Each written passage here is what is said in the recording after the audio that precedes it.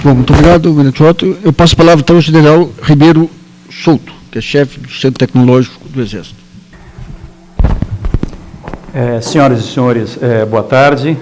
Meu nome é Arlécio Ribeiro Souto, general de brigada, chefe do Centro Tecnológico do Exército. Eu começaria manifestando ao Dr. Luiz Nassif o agradecimento por mais essa oportunidade. Para mim é uma honra e um privilégio aqui estar. Cumprimento os demais senhores intelectuais, cientistas que participam desse evento. Talvez fosse desnecessária a minha apresentação. Depois das apresentações densas em conteúdo, não é?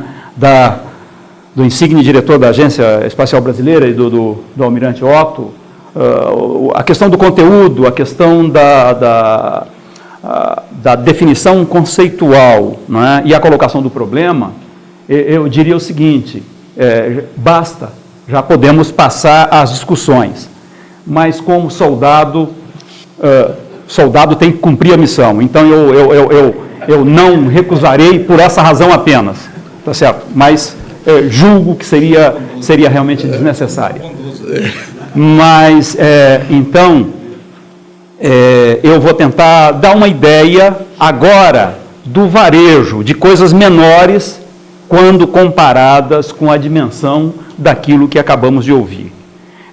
De uma certa maneira, quando eu digo que seria dispensável a minha apresentação, até porque as ideias são tão fortes, e eu as subscrevo no sentido do que eu vi aqui, nesse o sentido. Mas então, vamos lá, vamos ver o que eu posso falar. Eu vou tentar apenas relembrar para alguns, apresentar para outros, o que seja a estrutura organizacional de pesquisa e desenvolvimento dentro do Exército e dentro do Centro Tecnológico do Exército, a missão e visão de futuro da unidade que eu presido, as prioridades de pesquisa e desenvolvimento do Exército, mencionar alguns projetos, alguns exemplos daquilo que nós estamos fazendo e esperando que eu consiga fazer isso o mais breve possível. O Sistema de Ciência e Tecnologia do Exército é composto fundamentalmente pelo Departamento de Ciência e Tecnologia, que tem 8 unidades subordinadas e mais a indústria de material bélico vinculada.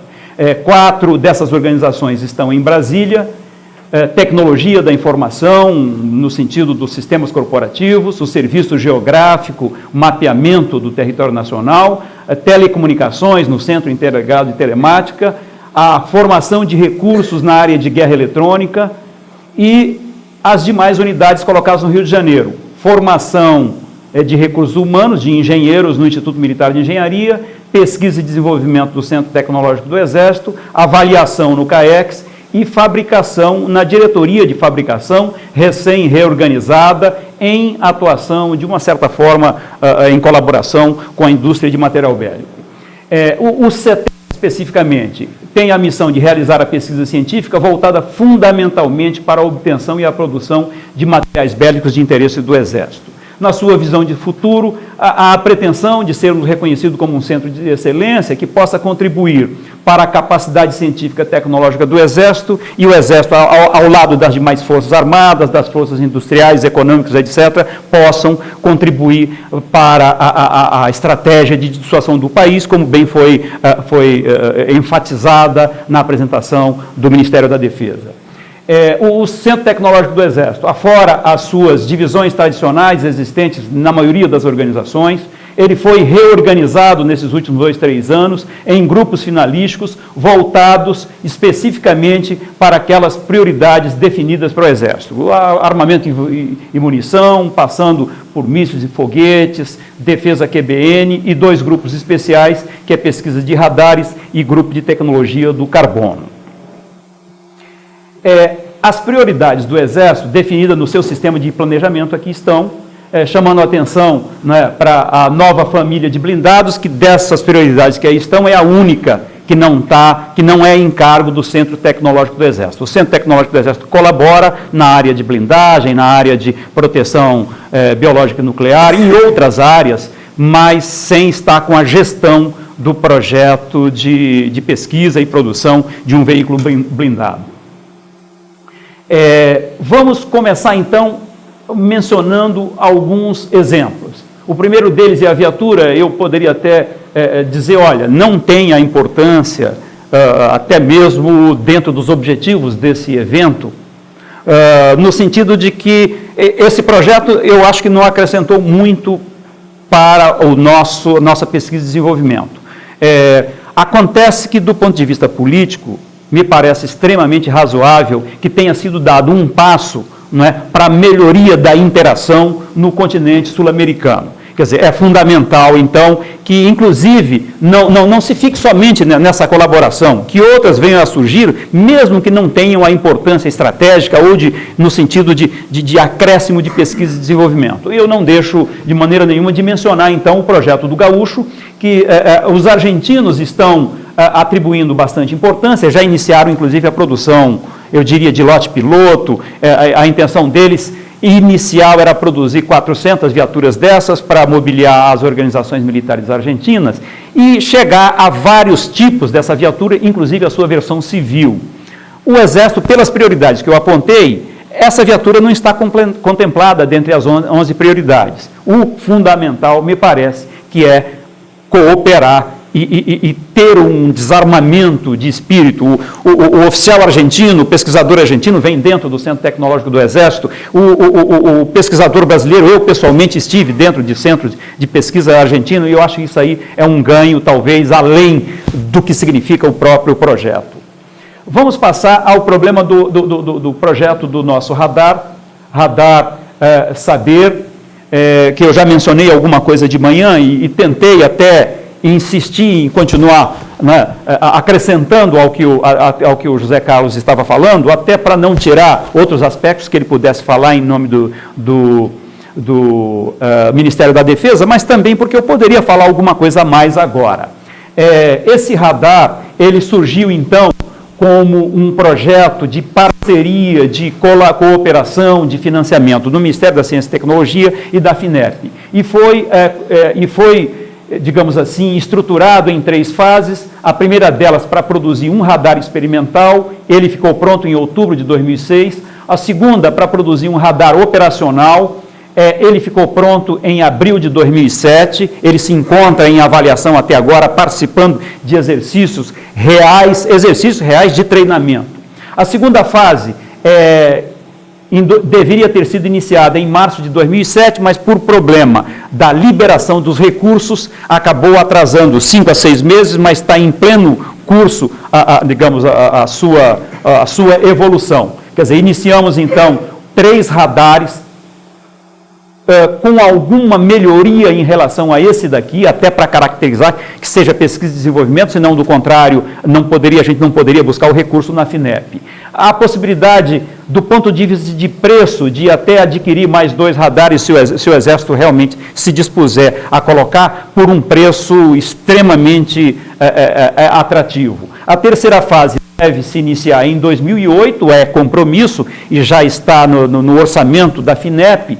E vejam que aqui, qual é o significado? O alcance de 60 quilômetros, e nós estamos passando aqui para o alcance de 200 quilômetros. Estamos saindo, inclusive, estamos no limite das necessidades do Exército para entrar numa necessidade da aeronáutica, e esse radar, com pouco mais ou nada, ele pode ser migrado para controle de tráfego aéreo, que é, todos sabemos, uma necessidade atual do país. Características do radar Saber: mobilidade, ele é tridimensional, pode rastrear até 40 alvos simultâneos, alcance máximo de 60 km, identificação amigo e inimigo, classificação de aeronaves, a identificação de helicópteros, medidas de proteção eletrônica e, enfim, interoperabilidade. Isso aqui é muito importante, com o sistema de comando e controle, inclusive da aeronáutica e do sistema de defesa aeroespacial brasileiro. Um dado que é interessante: concorrentes desse radar, existe no mundo o NG-40 da Elta Systems Limited, israelense, existe o PS-STAR da Lockheed Martin e o 3D aqui, Hard, sueco. Se nós olharmos os dados todos, nós vamos ver que o Saber M60, ele de certa forma concorre com os outros 3 existentes no mercado mundial e em alguns aspectos leva alguma vantagem. Quer dizer, então, quando o elemento da EADS esteve aqui no Brasil para desfazer uma questão de propriedade intelectual em relação a um míssil, quando eu falei para ele no CETEX, ele riu de maneira irônica, muito irônica, porque ele não admitia sequer a possibilidade de fazer um radar desse no Brasil. Quando ele foi para a LAAD, que ele viu os dois radares lá, um no stand da Urubisat e outro no stand do CETEX, ele passou por mim e disse, sorriu e falou, it's too good to be true. Quer dizer, ele estava fazendo um elogio, mas ao mesmo tempo continuava manifestando a descrença. Quer dizer, será que isso é possível ser produzido no Brasil? Bom, uma possibilidade de emprego desse radar, por exemplo, se tivéssemos ameaça terrorista para as nossas plataformas submarinas e quiséssemos recobrir a plataforma de campos, está aqui, digamos, a concepção de um projeto de proteção e controle de tráfego aéreo daquela bacia. No sentido há tratativas com a aeronáutica, com a marinha, com a própria Petrobras, com Furnas, com a Eletronorte, para ver se a gente consegue, de certa forma, provocar a continuidade aquela mencionada que não houve de 1980 até agora. Quer dizer, a única forma do país passar a participar do mercado de 18 bilhões de dólares no mundo, e sendo que o mercado brasileiro está na casa de aproximadamente 1 bilhão de dólares, a única forma é se todas as grandes corporações que necessitam esse tipo de radar fizer a encomenda para a empresa, porque senão nós vamos, é a crônica antecipada do insucesso garantido. Existe a possibilidade dessa empresa ficar no meio do caminho. Enfim, o esforço está sendo grande, quem sabe, as tratativas existem, boa vontade existe, quem sabe a gente consegue alterar o rumo que nós temos, que nós nos acostumamos a ver em alguns casos nossos. Vamos passar para a questão do míssil. Esse é um míssil concluído, avaliado e aprovado. Só que precisamos de recursos para o lote piloto. Se não houver a encomenda, vai se perder a conquista. Quer dizer, eu falei isso o ano passado aqui. Quer dizer, as gestões existem, a boa vontade existe. A questão é orçamentária, financeira, não me atrevo a dizer que é de decisão política. Agora, o que interessa é que nós vimos que a segunda prioridade do Exército é o sistema de defesa antiaérea, composto de radar, equacionado e resolvido, 50%. A segunda parte é o míssil de defesa antiaéreo. Então, em dezembro do ano passado, mencionamos isso para o chefe do departamento e começamos, então, a estudar a questão do míssil de defesa antiaéreo. Tem características simples, é um míssil para ser colocado no ombro, ou então atirado aqui de uma plataforma, de um pedestal, ou colocado em cima da viatura. Alcance até 6 km, alcance horizontal de 5, com altura até 3 km. Disparo, então, das 3 formas que aqui estão.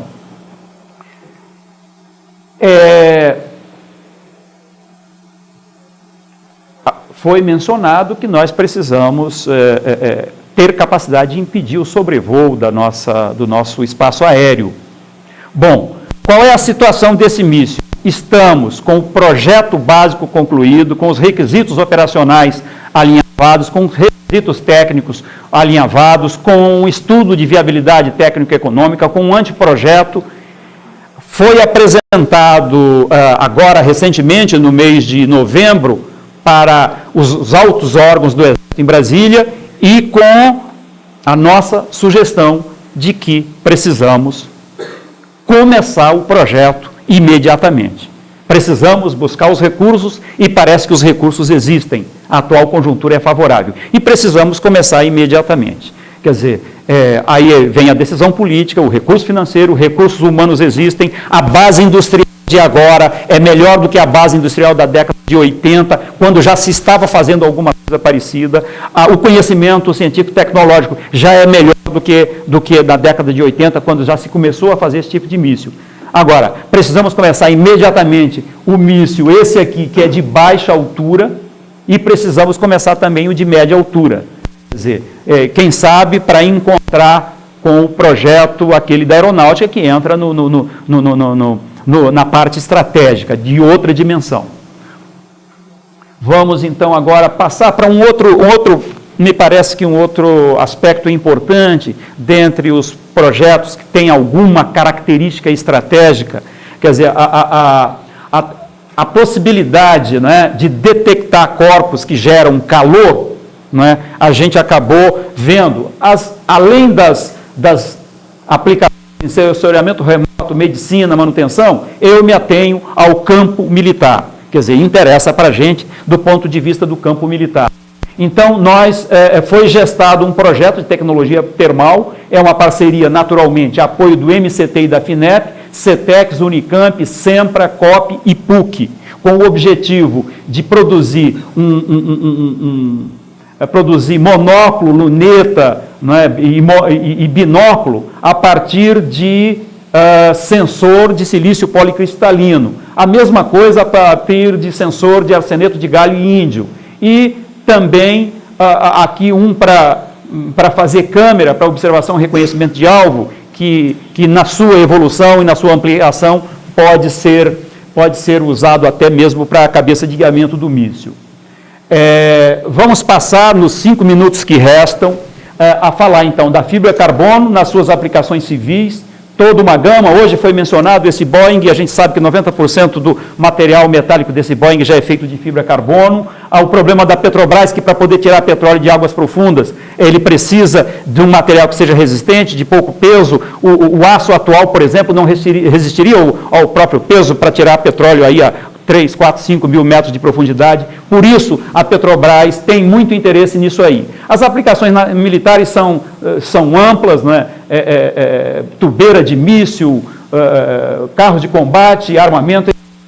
Então, com isso, a Petrobras, e inicialmente com algum apoio também da FINEP, passou ao desenvolvimento de piche a partir do óleo decantado. A partir do que eu chamo de rejeitos da indústria petrolífera, conseguiu-se produzir o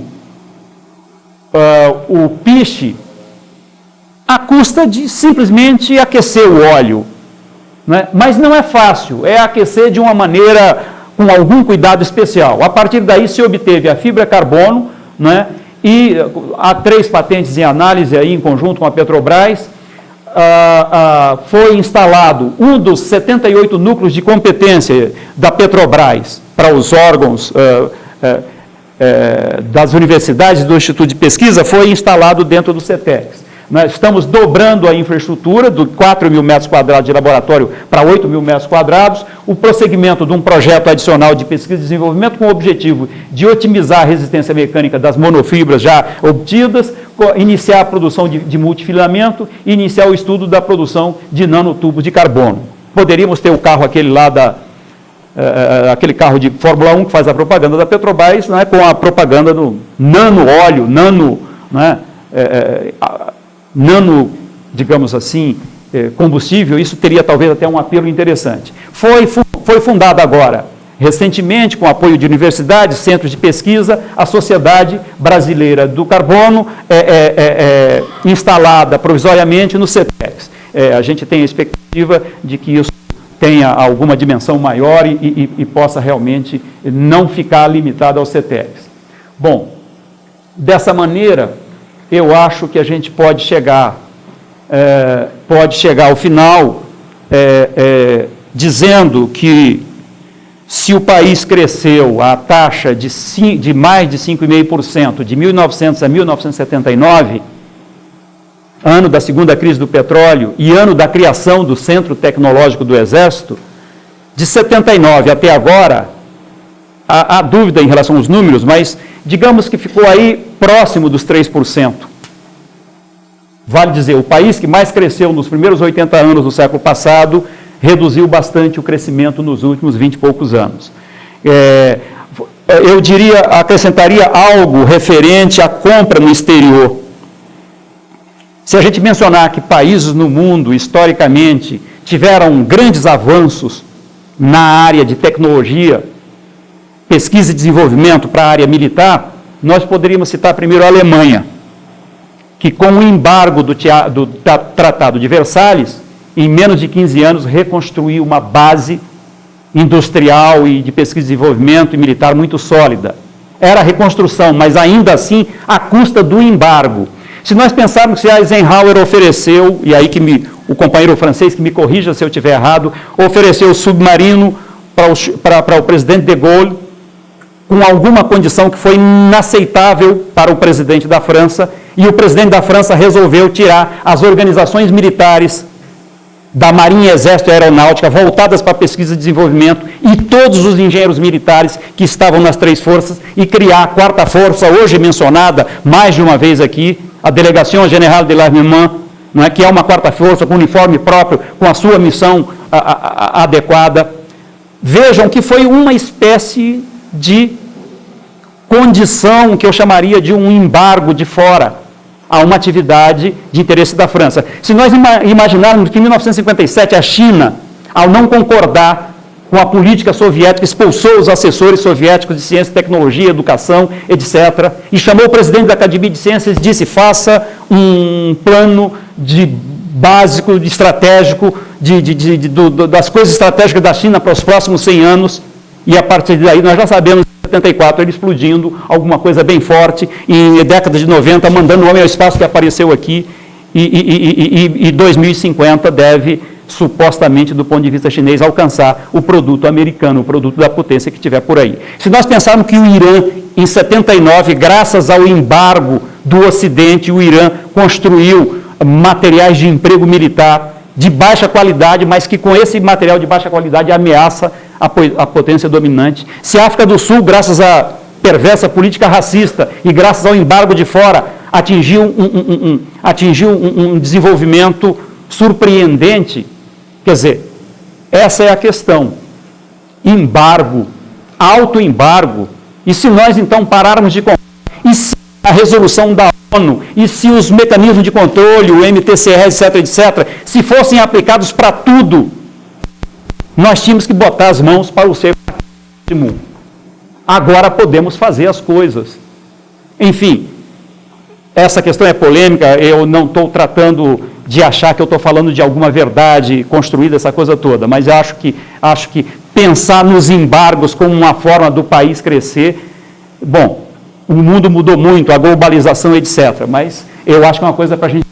No caso do CETEX, nós temos, então, respostas efetivas no limite dos recursos disponíveis, porque nós temos produtos na área de comando e controle, na área de guerra eletrônica, na área de armamento, na área de munição, etc., que eu acabei não mencionando aqui, porque talvez não ocorra no tempo devido. Agora, aqui estão algumas razões de alguns sucessos que eu diria sucessos no varejo, não o atacado, como foi tão bem mencionado aqui.